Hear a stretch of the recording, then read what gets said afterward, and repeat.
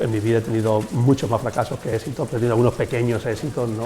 Y son de las experiencias mejores que se pueden tener. Cuando uno ve en el laboratorio que un dato en el que estabas buscando aparece realmente como tú creías que tenía que ser, o cuando tú has hecho una hipótesis, has pensado en algo y llevas años investigando y al final ves que realmente el sistema funciona como tú creías que funcionaba, es una satisfacción sinceramente difícil de describir.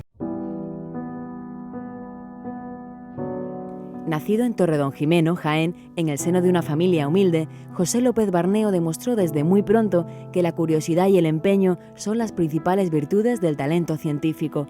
Su capacidad investigadora y su vocación médica, siempre al servicio de su compromiso social, le han valido un sinfín de premios y reconocimientos a nivel nacional e internacional. Director del Instituto de Biomedicina de Sevilla, su trabajo en el tratamiento de las enfermedades neurodegenerativas, principalmente el Parkinson, lo ha llevado a ser considerado uno de los españoles más influyentes en ciencia y tecnología.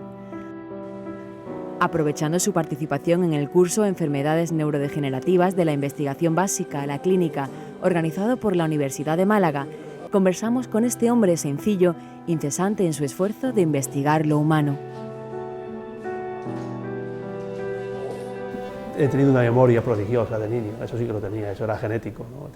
Ya la he ido perdiendo con los años, pero tenía una gran memoria y era muy buen estudiante y me gustaba la medicina, pues no sé, siempre me gustó la medicina, ¿no? Quizá por haber leído de niño algunos libros de Fleming, el que inventó la penicilina, de Pasteur, que es el fundador de la microbiología. Mi familia era una familia muy humilde, no había ningún universitario en mi familia, ¿no? Pero yo siempre tuve deseos de estudiar, de progresar, eso siempre lo he tenido, ¿no?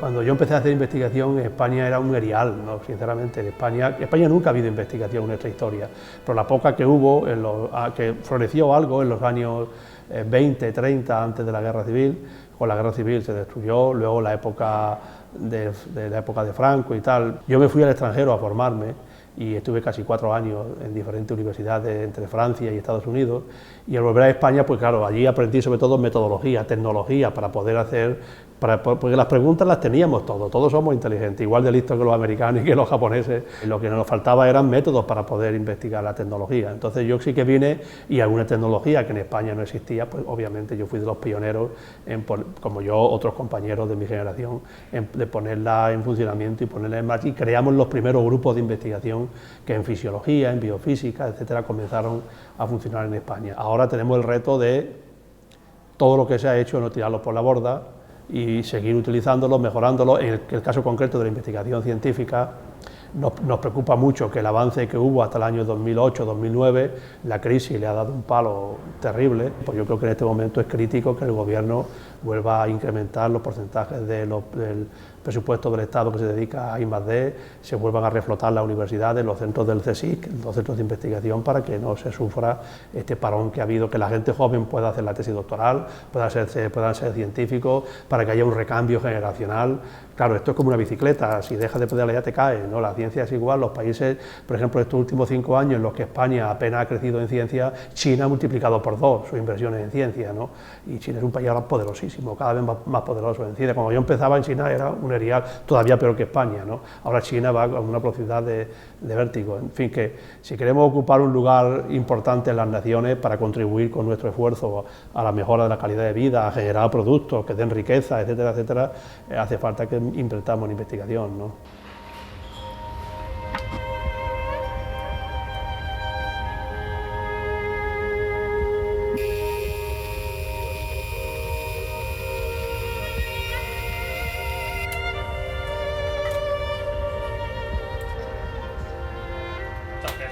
De las células madres se han producido avances científicos, conceptuales muy importantes, que algunos de ellos han merecido incluso el Premio Nobel de Medicina, etcétera, etcétera.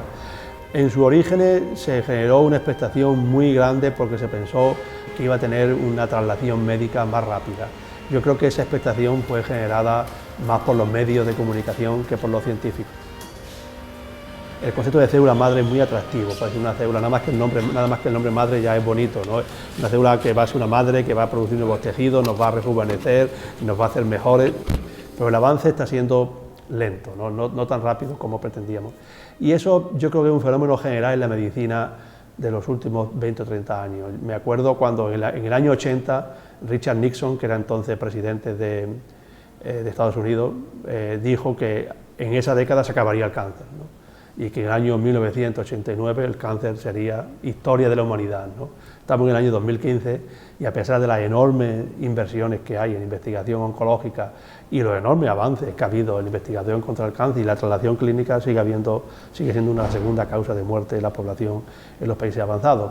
La medicina moderna es así, hemos avanzado mucho durante los últimos 100 años, pero ahora cada vez nos va a costar más avanzar realmente, trasladar algo que del laboratorio vaya a la clínica y mejore la calidad de vida de los pacientes, ¿no? La sociedad de hoy quizás pone una venda, ¿no?, ante el sufrimiento, ante la enfermedad, ante lo que significa, y yo creo que eso es un error. Yo creo que vivimos con menos enfermedad que nunca, la esperanza de vida es mayor que nunca, el índice de felicidad es mayor que nunca en el Homo sapiens, en los países desarrollados, con mucha diferencia, pero es bueno que vivamos, en mi opinión al menos, yo creo que es bueno convivir con la enfermedad, porque es algo que está ahí, que nos va a pasar antes o después, es algo que tenemos que saber soportarlo cuando llega, educar a la gente en que nuestra cultura y el mundo en el que vivimos es un mundo finito, en el que hay que morirse. Yo diría no solamente educarse para la enfermedad, sino educarse para la muerte.